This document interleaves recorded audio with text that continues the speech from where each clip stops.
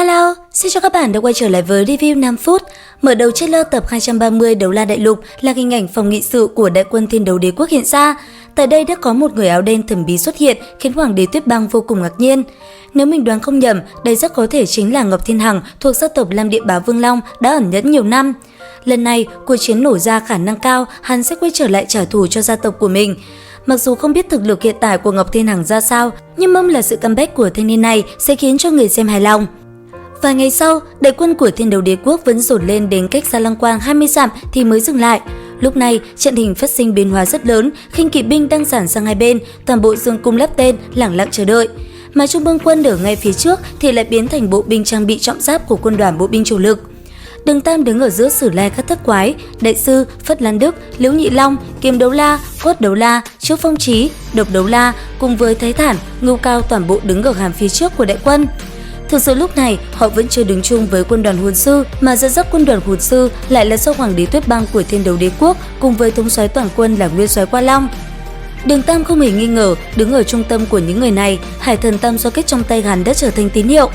Hắn đến không thể nghi ngờ làm khí thế của đại quân Thiên Đấu Đế Quốc nhanh chóng dâng cao, mỗi một binh lính nhìn thấy Đường Tam trong mắt đều tràn ngập sự cuồng nhiệt.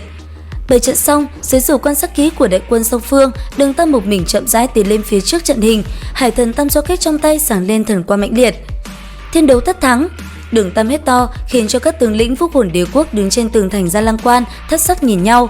Thanh âm của Đường Tam vang dài tới cả 20 dặm, truyền tới tận trên tường thành Gia Lăng Quan, đồng thời cũng truyền khắp trăm vạn hùng binh Thiên Đấu Đế Quốc. Thiên đấu tất thắng, làm Hạo Vương tất thắng. Mỗi lần khôi lên một chữ, đại quân của Thiên Đấu Đế Quốc đều tiến lên một bước, binh lính không ngừng gào thét lặp đi lặp lại. Đại quân lại tiếp tục tiến lên, dường như mỗi lần khôi tên một chữ, khí thế của bọn họ lại tăng lên vài phần. Tiếng gầm kinh khủng dường như hình thành áp lực cực lớn để thẳng tới Gia Lăng Quan. Khi còn cách Gia Lăng Quan chừng một dặm, lúc này đã tiến vào phạm vi tầm bắn cự nỏ của đối phương thì Đường Tam mới đột nhiên dừng lại. Lúc này, hắn xuất ra võ hồn Lam Ngân Hoàng của mình, trên các hồn hoàn chỉ với hai màu đen và đỏ chỉnh tề lưu động trên người hắn. Cùng lúc đó, cờ bảo lưu ly tháp trên tay Triệu Vinh Vinh cũng sáng lên. Quang mang xanh biếc không ngừng tăng phúc xóp vào trên người của Đường Tam. Trong nháy mắt, khi cỗ thần khí bao trùm bởi ánh kim sắc chính thức rời khỏi tay, thì ở trên tường thành, sắc mặt của Liệt Na cùng các phong hào đấu la đại biến.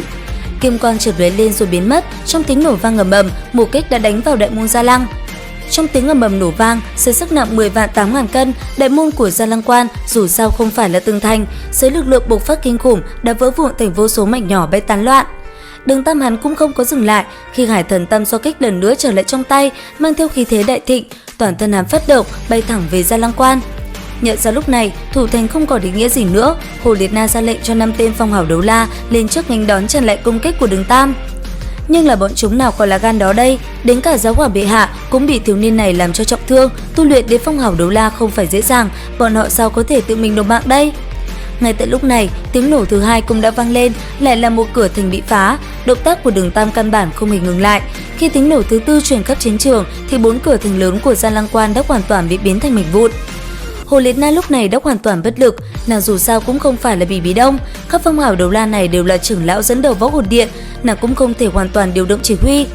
Đúng lúc này thì Bỉ Bí Đông xuất hiện, sự tức giận của nàng đối với mấy tên phong hào đấu la này đã dâng cao, thế nhưng tạm thời bỏ qua chuyện này, nàng quyết định đối phó với Đường Tam trước. Khi võ hồn Tử Vong Chu Hoàng phóng xuất ra, cũng là lúc Đường Tam bị bao vây bởi lính nhẹ của nàng.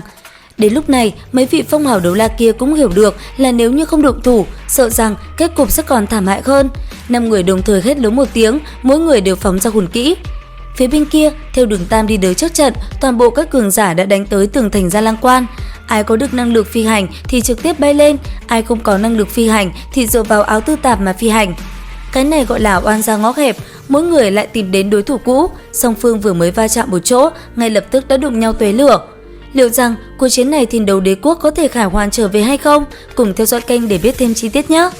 Video đến đây là hết rồi, xin chào và hẹn gặp lại các bạn ở những video tiếp theo.